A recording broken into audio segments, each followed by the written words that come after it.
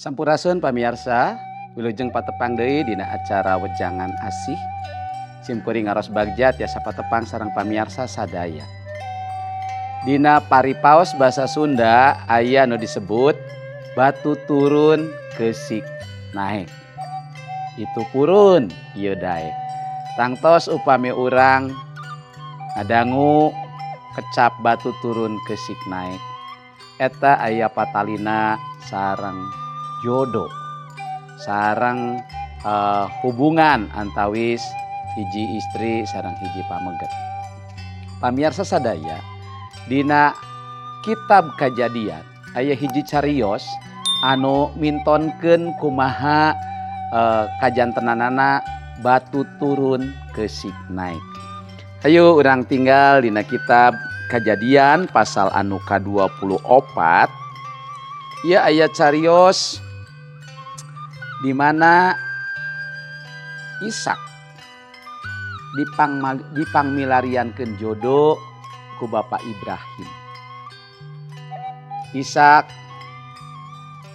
tos cekap yuswana kangge gaduh rencang tiru. Bapak Ibrahim miwarangan gandekna kangge milarian jodoh kangge Ishak. Teras Bapak Ibrahim miwarang gandekna anu nami Eliezer. Eliezer dipiwarang ka kampungna Ibu Sarah. Bapak Ibu anu dipikaasi ku Gusti, nalika Eliezer sumping ka kampung eta, anjeunna disambut ku hiji istri anu perceka, hiji istri anu luar biasa. Anjeunna teh si horeng masih keneh wargi ti Ibu Sarah.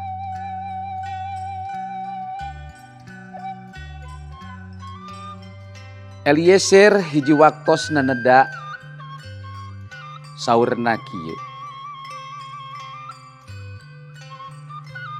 Nun Pangeran Allah Juragan Ibrahim, mugi abdi dinten ieu ditepangkeun sareng anu nuju dipilari.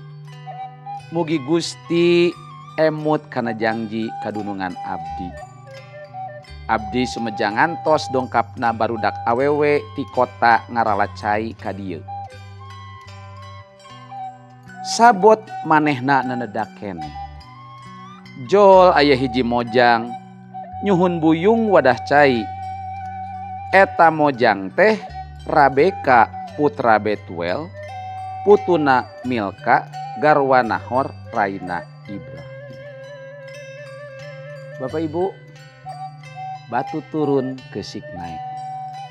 Nalika Eliezer naneda nyuhunkeun ka Gusti supados anjeunna ditepangkeun sareng hiji istri, sareng hiji mojang.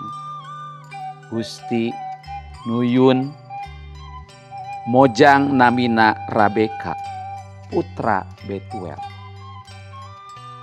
Ari Betuel teh putuna Milka, garwa Nahor, raina Ibrahim. Yanten Bapak Eliezer bujangna Bapak Ibrahim sumping ka kampungna Ibrahim milari pijodoheun kangge Ishak.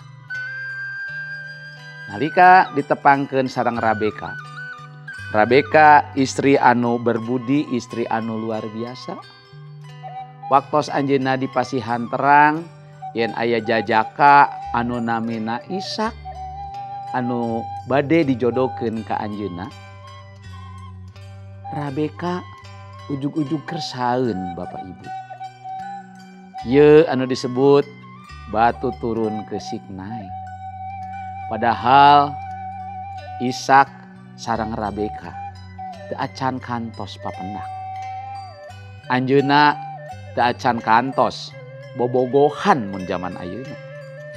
Boro-boro bobogohan penak oge teu acan.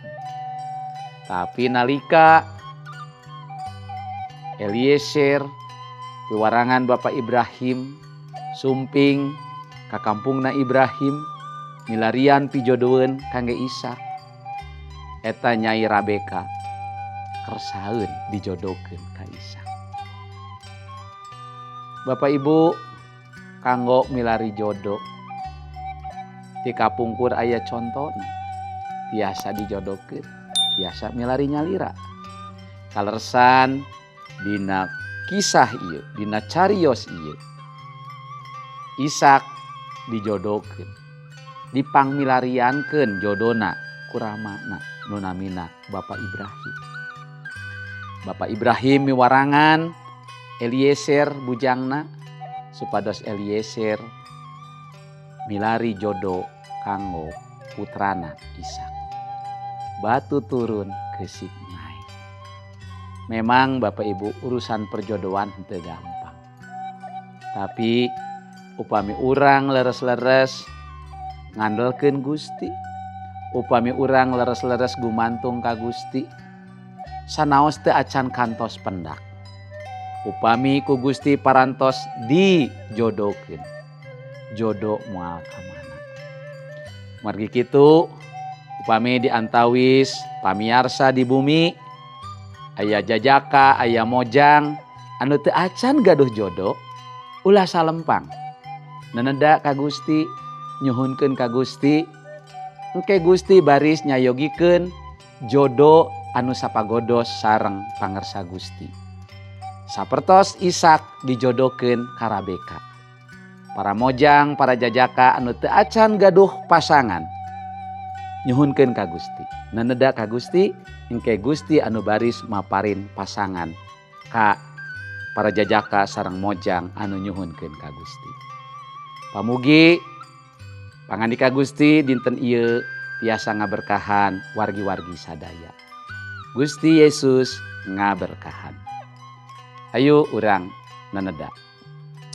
Gusti hatur nuhun, abdi sadaya parantos diemutan ku pangandika Gusti, yen sagala rupi diatur ku Gusti kalebet jodoh. Cariyos Ishak sareng Rabeka anu dijodokeun, batu turun ke Sinai kacumponan. Abdi neneda kangge para jajaka, para mojang anu nuju milarian jodoh. Bios aranjeunna nyuhunkeun ka Gusti, kumargi Gusti tangtos maparin jodoh ka aranjeunna. Nuhun Gusti nuhun, dilebet jenengan Gusti Yesus Kristus. Abdi sadaya parantos neneda sareng ngucap syukur. Amin.